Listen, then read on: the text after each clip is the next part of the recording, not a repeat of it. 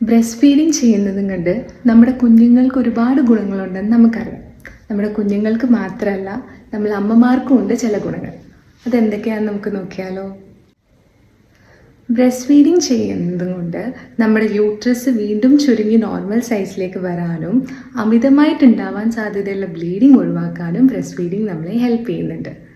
Breast milk ഉണ്ടാക്കാനായിട്ട് നമ്മുടെ body കുറേ കാലറീസ് ബേൺ ചെയ്യുന്നുണ്ട്. അതുകൊണ്ട് തന്നെ നമ്മൾ പ്രഗ്നൻസിയിൽ പുട്ട് ഓൺ ചെയ്ത എക്സ്ട്രാ വെയിറ്റ് കുറയ്ക്കാനും നമ്മളെ വീണ്ടും സുന്ദരികളാക്കാനും ബ്രസ്റ്റ് ഫീഡിങ് നമ്മളെ ഹെൽപ്പ് ചെയ്യുന്നുണ്ട്.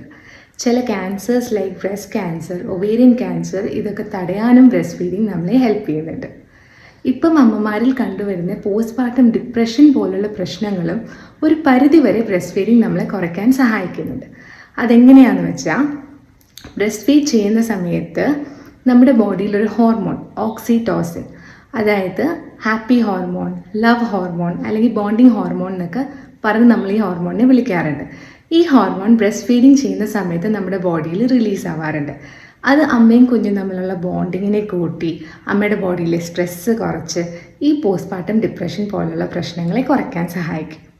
6 മാസം വരെ എക്സ്ക്ലൂസീവായിട്ട് ബ്രസ്റ്റ് ഫീഡ് ചെയ്യുകയാണെങ്കിൽ അത് നല്ലൊരു ബർത്ത് കൺട്രോൾ മെത്തേഡായിട്ടും പറയുന്നുണ്ട്.